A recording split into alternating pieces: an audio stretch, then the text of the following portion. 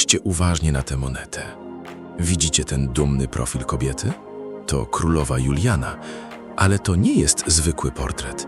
To wizerunek władczyni, która w tym samym roku, w którym wybito ten egzemplarz, postanowiła zdjąć koronę i oddać ją córce. Ta moneta to w rzeczywistości ostatni oddech pewnej epoki.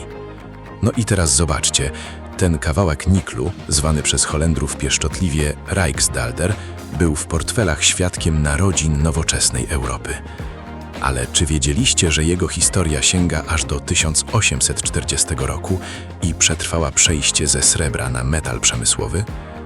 Dzisiaj opowiem Wam, dlaczego te 2,5 guldena z 1980 roku to coś więcej niż tylko stara reszta z amsterdamskiego targu. Obiecuję, że po tym filmie inaczej spojrzycie na każdą monetę, która ma gładki rand z ukrytym przesłaniem. Mamy przed sobą absolutną klasykę z Niderlandów. To moneta o nominale 2,5 guldena, wybita w 1980 roku. Jesteśmy w sercu Królestwa Holandii, w czasach, gdy tulipany i wiatraki kojarzyły się z solidną, stabilną walutą.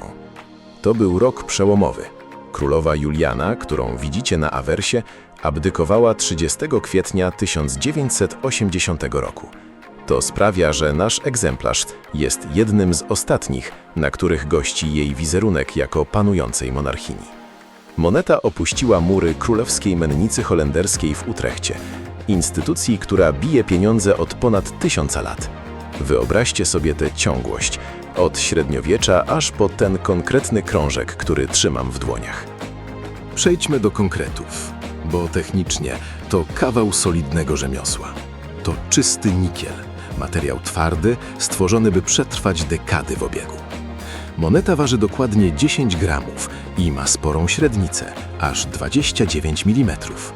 Przy grubości prawie 2,5 mm czuć jej ciężar. To nie jest dzisiejsze lekkie euro. Ciekawostką jest jej orientacja, tak zwana mennicza. Jeśli obrócicie ją w pionie, góra stanie się dołem. No i ten rand. Tutaj nie znajdziecie ząbkowania. Jest gładki, ale wklęsły. Wybito na nim napis God zie met ons, czyli Bóg z nami. To narodowe motto Holandii, które od wieków towarzyszy ich monetom, jak cichy strażnik wartości. Przyjrzyjmy się teraz tej sztuce. Na awersie mamy prawy profil królowej Juliany. Zwróćcie uwagę na tę prostotę.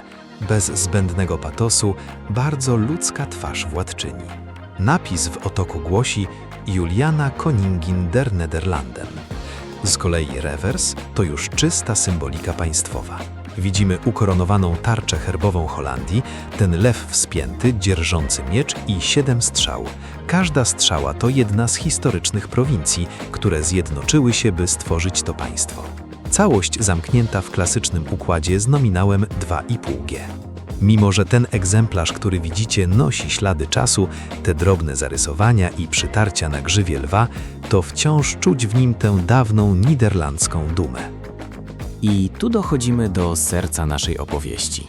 Czy wiesz, że ten nominał nazywano Rijksdaalder? Nazwa ta brzmi niemal jak echo dawnych talarów, które rządziły handlem na oceanach. Od 1967 roku Holendrzy musieli pożegnać się ze srebrem w tych monetach na rzecz niklu, co wywołało wtedy spore poruszenie. Ale najciekawszy jest rok 1980. To był rok zmiany warty. Kiedy ta moneta trafiała do rąk piekarzy i kupców, Holandia szykowała się do koronacji królowej Beatrix. Ta moneta była jak pożegnalny list Juliany do narodu. Gdyby mogła mówić, opowiedziałaby o milionach filiżanek kawy wypitych nad kanałami i o tym, jak systematycznie budowano dobrobyt, który ostatecznie rozliczyło euro w 2002 roku. A wy? Pamiętacie czasy przed euro? Może macie w swoich zbiorach jakieś stare guldeny schowane na dnie szuflady jako pamiątkę z podróży? Koniecznie dajcie znać w komentarzach. Czy wolicie takie klasyczne monety z herbami i lwami? Czy może te nowoczesne, minimalistyczne wzory dzisiejszych walut? Jestem bardzo ciekawy, czy Rijksdaalder budzi w Was jakieś wspomnienia.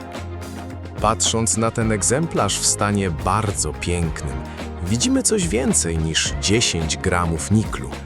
widzimy historię sukcesji, tradycję menniczą sięgającą XI wieku i symbolikę prowincji, które potrafiły działać wspólnie.